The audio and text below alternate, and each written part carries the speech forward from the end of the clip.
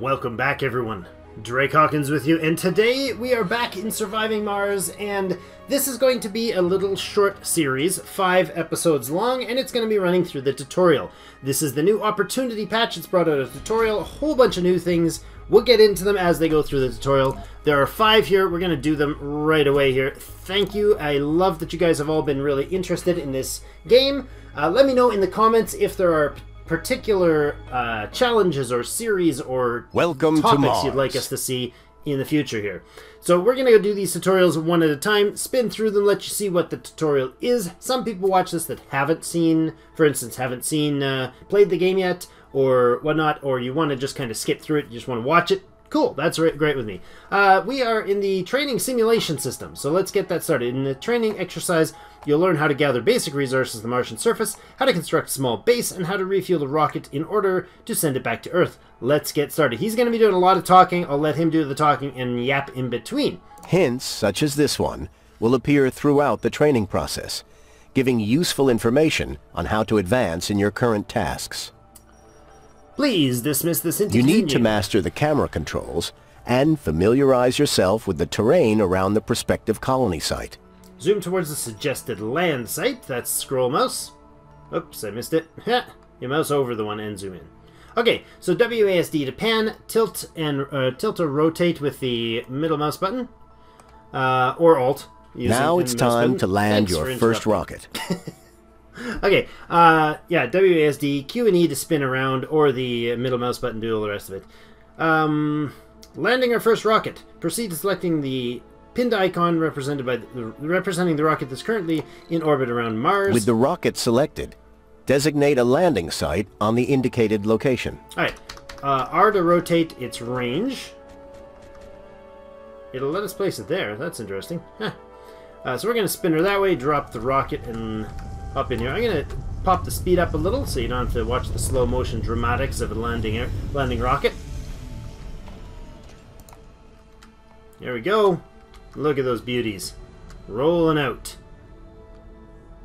And we have touchdown. The rocket has landed on Mars. It carries drones, remotely controlled robots, which constitute our construction and resource gathering workforce. Gathering basic resources for building construction is one of the first things our Martian base needs. Place the metal deposit so the drones can begin automatically bringing metals to the from the scattered surface deposits nearby. Gather 5 metals. Alright, the build menu is down here in the bottom left. B will toggle the build menu, or right mouse button on the map when you're not doing anything else will also toggle it. And then the deposits. This is the basic depots. Not deposits, rather, depots. We'll throw that, let's throw it down there. That's great. Time, game speed, rather. There is space to pause. There is plus minus on the number pad and plus minus on the top row keys. Now accelerate the game. The drones will gather the metal faster. Thank you very much. 5 of them is lovely. Our rocket carries valuable resources that will be essential for the construction and maintenance of the colony. Initially, it's best to designate a universal depot, so the drones have a place to store them. Place a universal depot near the rocket. Now, if you click on the rocket, it shows the resources you have to start with. Let's pause here for a second. Well, we'll let them continue their metal gathering. Polymers, 5 of them. Electronics, 5 of them. Machine parts, 10 of them. And 8 drones assigned to the rocket. Now, think before you come to Mars for the first time. One of the most important things is planning in this game. Vital. Absolutely vital. If you don't plan properly, you'll get down here with stuff that you cannot Along with survive metals, without. Concrete is the other vital basic construction resource. Or rather, you'll have stuff that you need that you don't have. Anyways, make sure you plan ahead. The concrete extractor building must be placed over a concrete deposit. Look for the patch of yellow terrain near the landing site. Maximize the yellow terrain covered by the work area of the concrete extractor is a good practice. This is a way to extract. This way, the extractor will produce more concrete in the long run. From the building menu, select the extractor, right mouse button, the production tree, and the extractors. So there's an extractor down space. They want me to place it here. Interesting to note, just the section in front. If it goes white, that means some of the hexes that actually produce are covered. If you see where I'm mousing over the green, everything that's highlighted by that green indication. Say, it's telling us to place it there, right? The space underneath this building does not consume, so only the, basically the 5 rows forward of it, except for the outside too. The 5 rows forward of it are producing. So if I move them out, move it here, you see how that turns white? It's because that 2 rows, 2 or 3 tiles, hexes underneath are actually consumable. So make sure you gather either based on max number of points, like this one right here, for instance, would give us 527. You can see it on the right, status available resources, and it's high grade. We'll explain that in a second. But where they want us to place is a 378, way more than we need for sure for a while. Now observe how the drones will carry all the resources to the site, and then construct the concrete extractor. So it'll be finished faster if we speed it up. One point to note, the concrete deposit, he's going to mention this, a regolith-rich deposit that produces, can be processed into concrete. Can be exploited by a concrete extractor. You notice the amount. Apparently it's 811, oh, the total deposit rather is 811. What we've got under here is a total, it won't tell us until it's built, but it's 371. That's what we saw before. The grade is high. The grade of the deposit effect determines the amount of waste rock produced, does not affect the amount of concrete produced. Got it? So if a metal deposit is low or high grade, it's 500, this is 811, it will produce 811 no matter what grade it is. The grade, higher grade will mean less waste rock. Let's speed these fellows up and let them deliver. So they got machine parts to deliver. You can actually see it, sort of hard to see in this one, but it's piled up underneath there. See that? They actually will pile them up in the middle, and then the robot, the last one to deliver the last metal, will be this guy, and he should start working on it right away. Look at him go. Super awesome fast builder dude with his lightning blue hands. He's gonna, or red hands. He's gonna get help. Like most buildings, sort of. The concrete extractor needs power in order to operate. Having a reliable electrical grid and supply is essential for the success of the colony. Now, if you watched my 985 difficulty setting, which we got hyper lucky on, but we also had some things that I learned from others that I thought were great strategies, and one of them is the power of having these Stirling generators. If you're being efficient, Stirling generators are great. They're expensive up front, but if they kept closed, they use no maintenance. So fantastic. Stirling generators are excellent power sources, but they are too complex to be built on Mars during the early stages of the colonization effort. That is why we ship them from Earth, partially assembled in prefabs. Lots of buildings you can get from Earth in prefabs. They're awesome. They're expensive though. They're always more expensive. Prefabs do not require any resource. Only drones can unpack and assemble them. We've provided you with the Stirling generator prefab. Go ahead and place it. Now, when placing power, note a few things. Proximity is going to be important because the length of your power cables, the longer the power cable uninterrupted sections are, the more likely they are going to break down, and breakdowns require maintenance and can cause things to shut down, especially essential services. So we're going to go ahead, I don't know, let's put the power right... Why not put it right Connect here? the Stirling generator and the concrete extractor using a power cable from the build menu to power up the extractor. Excellent. We can actually left click on the build menu button there just to show you the difference, and then we'll drop it here. Now if I click and drag, I can make a big long power line. I only need the one. Let's watch this work with only one, just to show you that it's perfectly fine. You see the little tiny cables? That indicates that the building is actually connecting to a grid. This requires one metal. Now note, if I had to place 3 of them, it still would have required one metal. I think it's like between 3 and 5 that the threshold changes. Right, so that is a power Waste cable. rock is a byproduct of all extractors and is best stored at designated locations. This way you can ensure that it will not be in the way of future construction. You can delete the waste rock piles later, and then the drones will eventually move it to a different site. So that's great. It just piles it all up really conveniently. The amount of waste rock per resource is what I was mentioning earlier. Extraction depends on the grade of the resource deposit. You can select the resource deposit to view the grade and the amount of the resource remaining in it. Let's go ahead and, what do they want us to do? Waste rock. So that's under the storage devices. No, we're going to make a concrete deposit first. Radio. Let's throw it down here with the others. It's sometimes good to keep things central, but remember, if you clutter too many of these together, your robots, your drones and others will not be able to get to them. Okay, it can affect vehicles, especially these drones, not so much. The bigger vehicles, yes. let's go ahead and put down the deposit, the dump site. We don't want to place it over here, in case we want to build another construction building, or a concrete extractor, say, here later, and then its main building type might bump out in the middle. So let's throw it down here. Then Drones will pick pending tasks on their own within the range of the drone controllers they are assigned to.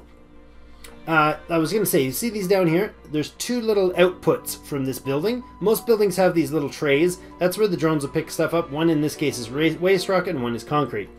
Currently all drones are assigned to the rocket. It actually functions as a drone hub. Think of that through when you start. You can use that a very long time while you're refueling your first rocket. Currently all drones are assigned to the rocket. When the rocket is selected, the work range of all drones assigned to it will be visualized. When the rocket takes off, however, all the drones will need another controller. Build the drone hub to make sure that it's supplied with power. Now, the drone hub is not likely in your first build. Maybe, but it's not always in your first build location. Let's rotate that fellow and put him... we're going to run the power line right down here. So we'll put the drone hub right there. Now, that guy has a massive range. He has his own range. It's a very similar range, I think, if not the same. But this building is a fantastic building. The drone hub is finished. It's not connected to power those, and that was part of our instructions. So instead of selecting the menu, going here to the cables, I can just hit this C button to bring up the cable. C for cable. I don't know how that stays through with the other things that. There's hotkeys that take different ones that are like V for the pipes and stuff, so it's a little weird. I think it's just a convenience for closeness. Drone hub is... The guys should be building this cable soon. Where are they? There they go. Now, he's building that much. See how much of a section he built? Drones run on batteries that have to be recharged periodically. He used one metal to do this end piece that we made, right? And he used one metal to do this whole section. So don't skimp too much on them, but remember, unless you need the length, don't use it, because in everything surviving Mars related, in everything in this game, maintenance is always more expensive than construction. Period. With the rare exception of maybe the wonder buildings. Okay, everything else pretty much you're going to outstrip the cost. The maintenance is going to outstrip the cost of the building. Every drone hub has 2 recharge stations built in. You might need additional ones when the colony spreads out. Constructing recharge stations, especially along areas with heavy drone activity, will prove vital for the maintenance of an efficient workforce.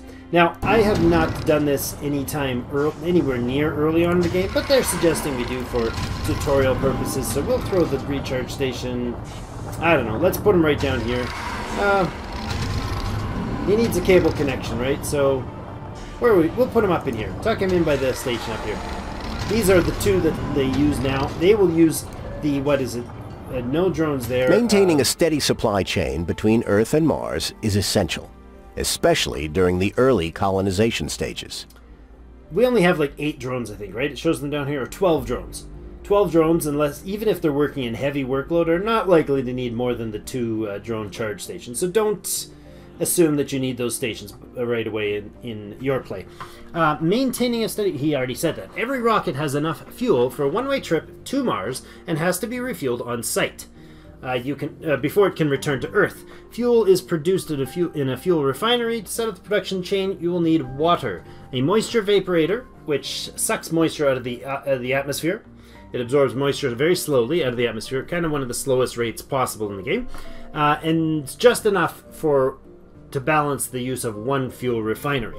So we'll put one fuel refinery and a vaporator, and we're actually going to make them closer than that so we don't waste materials, and so that we don't waste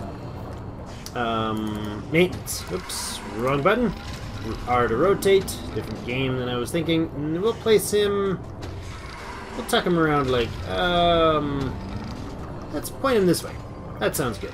And then we'll find the fuel refinery, and we will rotate him, and we can tuck him in pretty close to the other guy right there. Now, these buildings have, if you see, I'll click on that, you see that blue?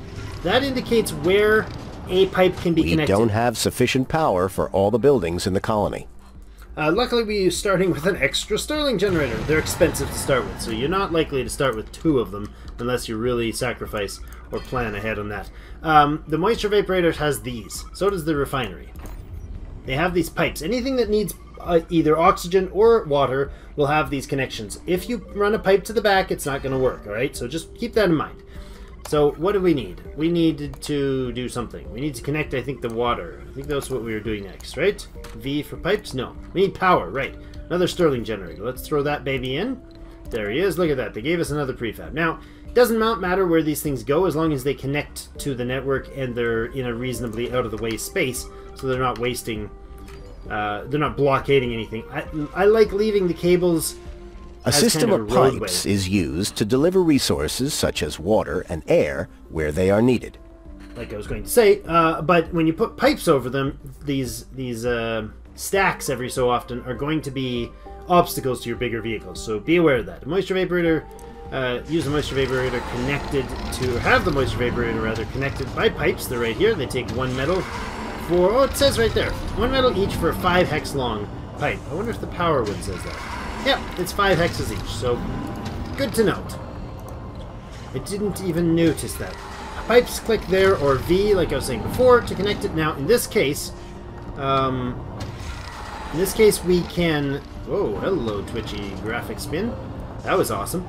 We can click just on one of these spots, and I can literally just make one. You see how the phantom pipes, or the auto pipes, connect to the buildings? Fuel production is now underway, and the drones will begin to deliver the fuel to the rocket.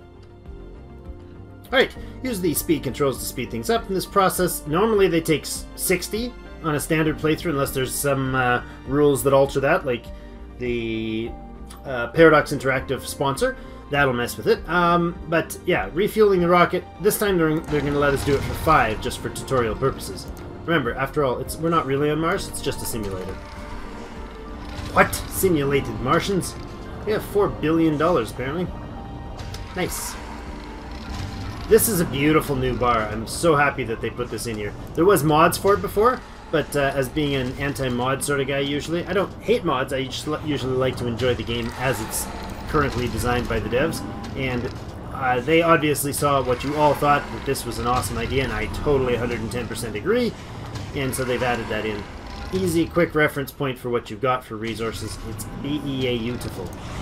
The rocket over here has rocket number 1, as she's called. You can name your vehicles, so we can name it the other rocket. We can name it whatever we want. There you go. See, it changes the name, and that'll stay that way for always. Yeah. Keep going, guys. What are we doing? Oh, you're all just standing around because you have nothing to do. I thought they paused. They were just being boring. Look at this thing. Look at it vaporating, making vapors. I like how the paint job has the actual like slogan for our place tagged on the rocket and some of the buildings. It's great. Oh, it's on there too. Look at that. Rocket looks like she's ready, so we can hit the launch button. Go ahead and select it, and you see refueling. The total required is 5, which is hilarious. It's emptied out everything. That's important that you remove everything. It will warn you if you try to leave it without it. We have 8 drones that came with us. When we built the drone hub, it comes with 4 drones in itself. So think about that when you're transporting drones from Earth. A drone hub may be cheaper to just bring the drone hub itself. Let's go ahead and launch the rocket and finish things off here. I hope you guys are enjoying the Surviving Mars series that we have here, and this game is amazing. I hope you really enjoy the rest of the tutorial series with me. Let's see what he has to say. Congratulations. You have finished the first tutorial. Yeah, we're so epic. I'm so good at this game, guys. So, you've learned how to set up a basic outpost on Mars that can gather resources from the further expansion and refueling of rockets. That's basically what you do. You send the first batch down, you get them set up so that they get the basic resources so that you can send future rockets and expand from there. Using rockets to bring additional supplies from Earth is essential for the fledgling colony. So we're going to go on to the next tutorial after this. Thank you all for joining me. Hit that like button if you enjoyed it. If you are new to the channel, please do consider hitting subscribe and joining the clan. I have a 985 and a Church of the New Ark series, 2 of them out there recently. I'm looking forward to doing a new one. If you have suggestions for a map type that you like, that you think would be either a great challenge or fun to play on, let me know in the comments. A map coordinates, the north, south, east, west deal. as well as rule sets that you're interested in seeing or a challenge that might be of interest to you, let me know in the comments below, and we'll hit back to the menu here. Thank you all for joining me, and as always, we'll see you in game.